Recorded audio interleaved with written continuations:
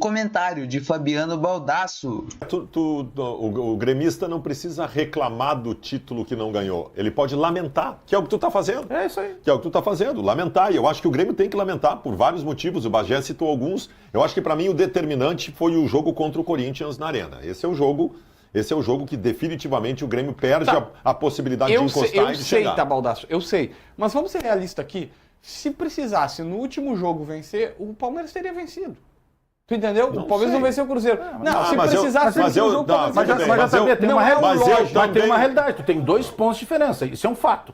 Se tu pegar a tabela, tu olhar, tem 2 pontos de diferença. Eu também posso te dizer que se o Grêmio tivesse ganho do Corinthians, a postura, a vontade, o empenho teria sido diferente contra o Atlético Mineiro lá. Que eu concordo completamente com esse pensamento. Então, o contexto seria outro. O fato é, o Grêmio sentiu um gostinho que jamais imaginou que teria na temporada, que era brigar pelo título brasileiro, tanto que termina 2 pontos do líder. E aqui eu já respondo a enquete do programa hoje. A Monique nem falou ainda, mas a enquete do programa hoje é quem teve a melhor temporada, o Inter ou o Grêmio. Eu não tenho nenhuma dúvida, mas nenhuma dúvida em dizer que o Grêmio teve uma temporada muito melhor que a do Internacional, especialmente pela questão de perspectiva. JB disse na abertura do programa, o Inter terminou o ano passado com o Baldasso dizendo: tá muito bom, falta só um detalhezinho agora, contratar esse aqui, o 5, o 8 e o 9, e aí o ano que vem nós vamos arrebentar o Gauchão é favas contadas, o Grêmio vai voltar morto da Série B. O presidente do Grêmio montou um bom time, o Renato fez um belíssimo trabalho, para mim o melhor da sua carreira, a melhor temporada do Renato. É o time autoral dele, né? O time autoral do Renato. O Grêmio ganha o Gauchão do Internacional, que ninguém imaginava que pudesse acontecer. O Grêmio chega à semifinal da Copa do Brasil e o Grêmio é segundo colocado no Campeonato Brasileiro. A temporada do Grêmio, que não tinha nada no começo do ano, chegar a estas condições, torna essa temporada infinitamente superior que a do Internacional, que tinha todas as expectativas criadas pelo torcedor colorado e nenhuma se cumpriu. É que eu ouvi o presidente Alessandro Barcelos, que disse que o Inter é um dos 4 melhores times da América. Não, tudo bem, mas é que assim, tem vários ângulos de discussão. Geralmente a gente escolhe aquele ângulo que nos favorece. Esse ângulo do presidente é um ângulo que favorece ele. Mas, seu Bagé, vamos lá. O Inter foi semifinalista da Libertadores. Cabe a comparação. Mas é o que eu tô dizendo. Cabe a comparação.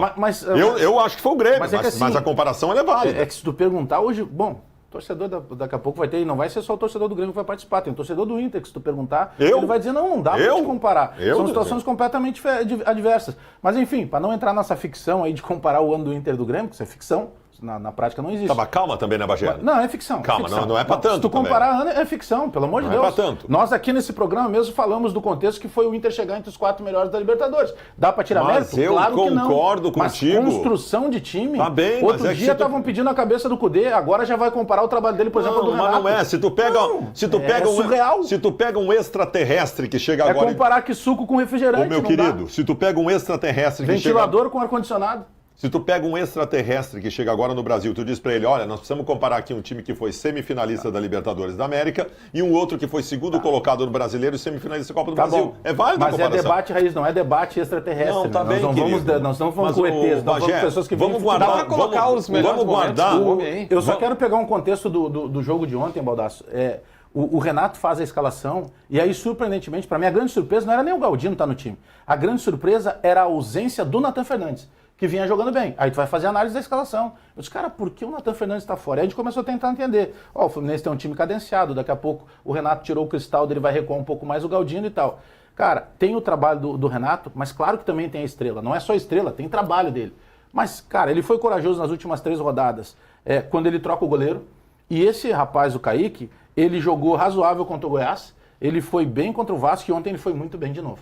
Ele tem reposição, ele dá tranquilidade, ele é muito mais confiável e quando a bola vai no gol ele defende. Tem um combo. O grande desafio do Grêmio é do presidente Alberto Guerra, porque de novo ele vai ter que fazer uma coisa muito forte no começo. Porque tu pega assim, nós estamos falando do Grêmio que precisa contratar um goleiro. Nós estamos falando do Grêmio que na lateral esquerda não convenceu. Jeromel está indo embora. Perdeu o Bitelo. Jeromel está indo embora. A lateral direita, convenhamos, ninguém convenceu por completo.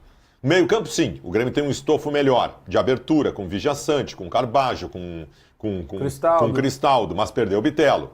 E no ataque, tudo. O ataque precisa tudo. Então, o desafio do Alberto Guerra para começar 2024 é quase do mesmo tamanho do desafio que ele tem para começar 2023. Mas aí, sendo o Renato.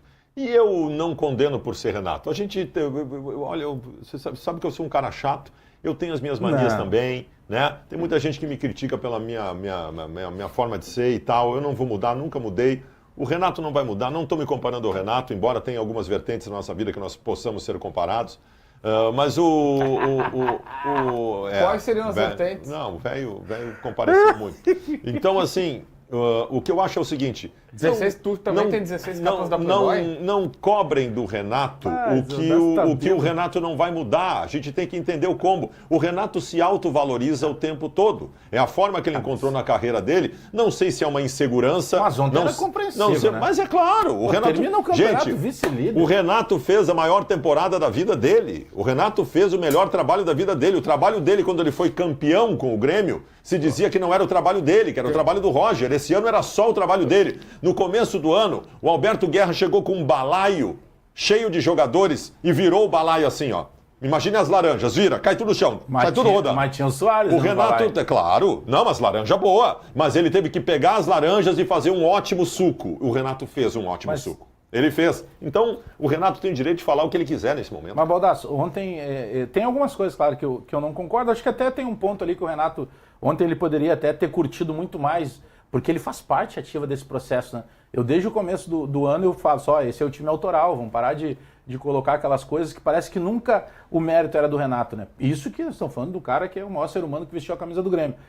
Mas o Renato, ele estava sob pressão também em algum momento. Sabe, qualquer um de nós, por vezes, o cara te bate. Uma hora tu vai explodir. Claro. Talvez tu exagere, talvez não fosse o caso. Às vezes, no nosso caso, por exemplo, não seja nem o caso, com perdão de tanta redundância que você está falando o caso, mas não seja o caso de, às vezes, trazer algumas situações, porque tu pode curtir muito mais as tuas conquistas. Eu acho que o Renato ontem, ele fala também um pouco disso, ele tenta puxar um pouco para ele. O que eu discordo é, por exemplo, foi o Renato no começo do campeonato, no jogo depois do Bragantino, que ele disse assim, ó, com esse time aqui eu não vou conseguir mais do que eu estou fazendo. E o próprio Renato foi lá e fez mais do que ele estava fazendo, com o mesmo grupo de jogadores. Porque a janela do meio do ano, o que teve de agregar qualidade? O Kaique, que jogou só nas últimas 3 partidas. A janela do meio do ano ela não foi boa para o Grêmio. Então o Renato conseguiu chegar na segunda colocação com aquele mesmo grupo que ele disse que não era possível fazer mais do que estava fazendo no jogo contra o Bragantino. Não fomos nós que falamos isso. Para mim, é o melhor trabalho do Renato, é merecido o segundo lugar justamente por isso e tudo mais.